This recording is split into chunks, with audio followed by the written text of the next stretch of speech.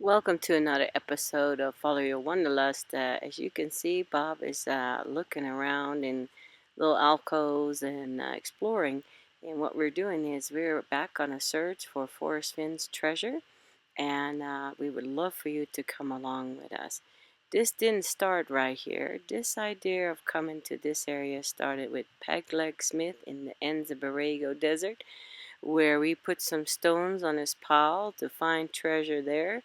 And while tracing Pegleg's history, we kind of came to this area.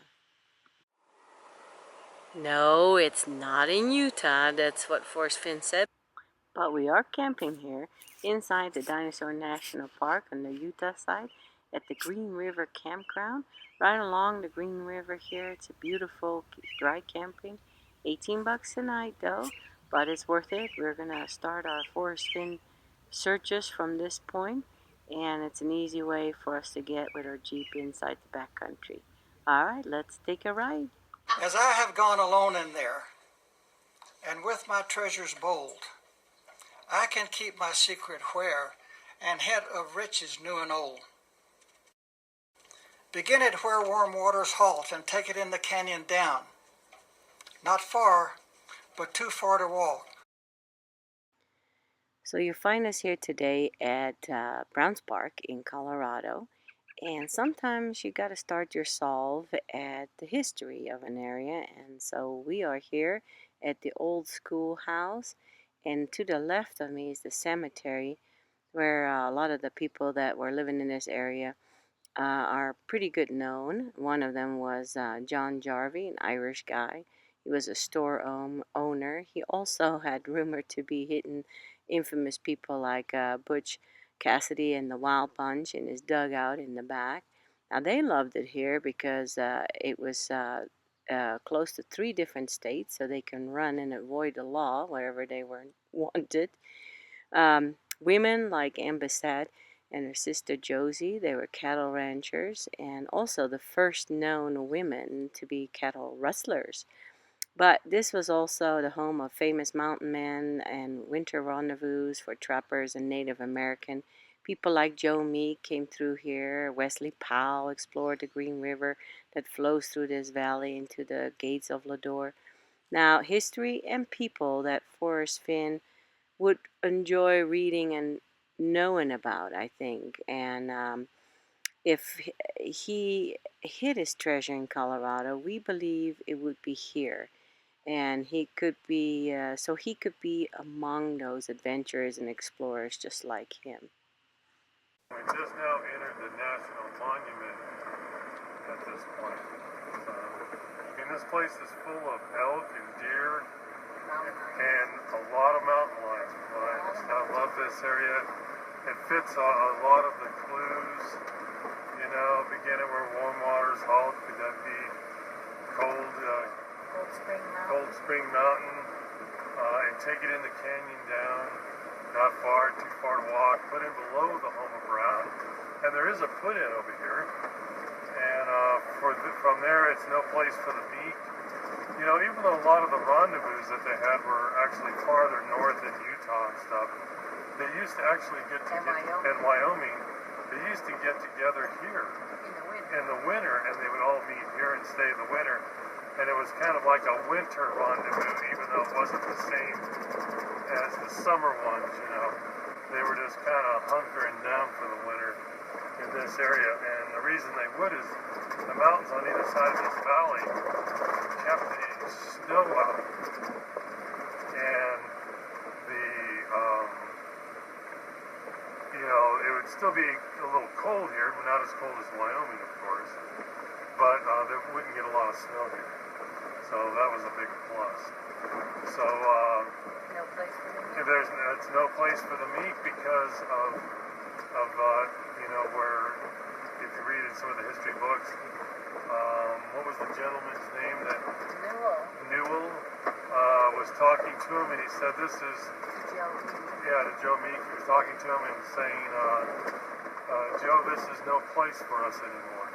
Because of the beaver trade Being so bad. But they did have a rendezvous here after those main ones, up until like 1842. it wasn't as popular, but they still had one or two of them here. Yeah. After the main ones quit in the popularity drive. But You know, no place for the meat could also mean, of course, going down this canyon.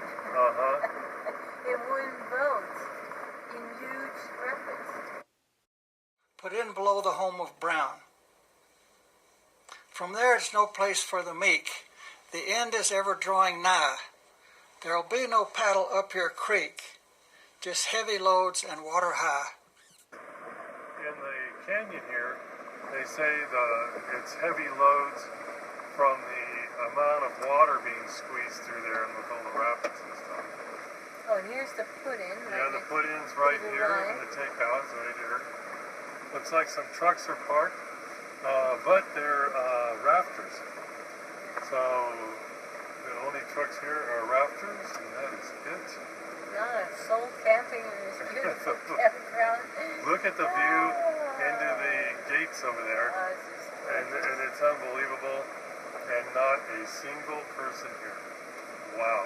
The trailhead's up here. I'm going to go ahead and pull in here and park and see if anything's there, see if we can be wise and find the blaze and things. And then Victoria Scan and Marvel Gaze. We'll take the chest and go in peace.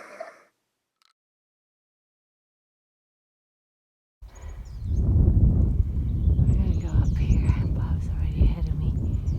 There's an X on that rock. X marks the spot. There's the X.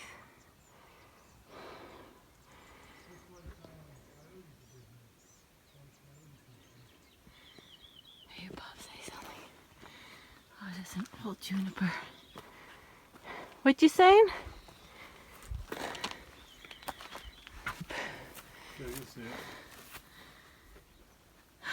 They've really got a lot of wood.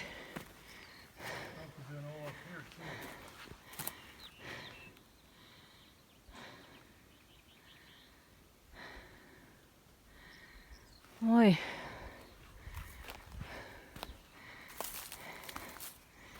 What I want to see is,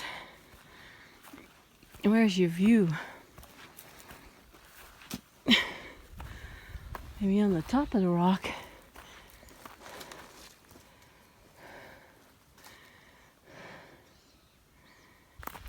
I don't know, Bob. I think we need to go down and get down where we can have a nice view. I really believe that he would have wanted a nice view if he would have put his body over it. I see piñons, I see sage, I see junipers, I see mountains, I see just beauty. And I definitely, we are definitely going alone in here. We haven't seen a soul. If you've been wise and found a blaze, look quickly down your quest to cease. But tarry scant with marvel gaze, just take the chest and go in peace. Bob's expecting the cave down below here by the two owls' heads and nose. Huh? Pretty eerie? Mountain lion territory? Because there's all the skulls down there. Don't go in too far.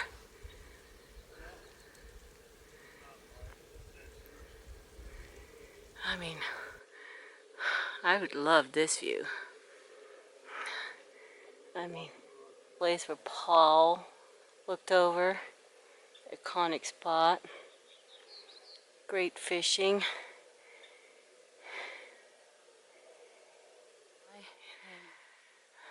Yeah. Should I come down? Okay.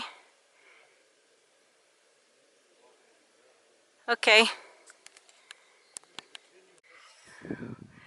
Looks like some bat guano down here underneath this ledge.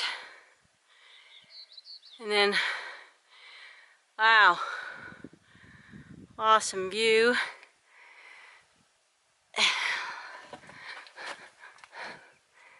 Okay.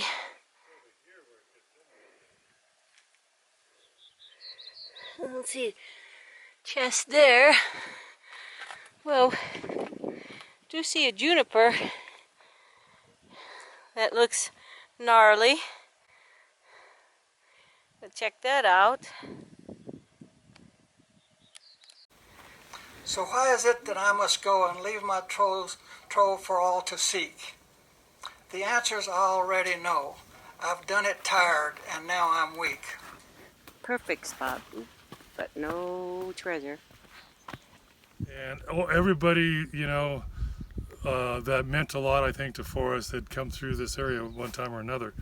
The only thing is missing is what I call this. When you look to the right, you look to the left, and then you pick up the chest and walk away.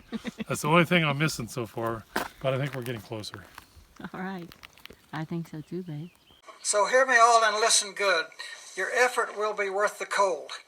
If you are brave and in the wood, I give you title to the gold. So the next day we took a break and relaxed and looked over our notes and sat down in the evening by a fire and cooked a little grub and was thinking about what we had seen and done and thought about what if he would have gone through the gates of Lodore, figuratively speaking, heavy loads, water high, and where would he have come out of? Well, we looked on the map and he would have come out in Echo Park. So that is where our next search went. So I invite you to come with us on that trip in the next video. I mean, it's freezing in here.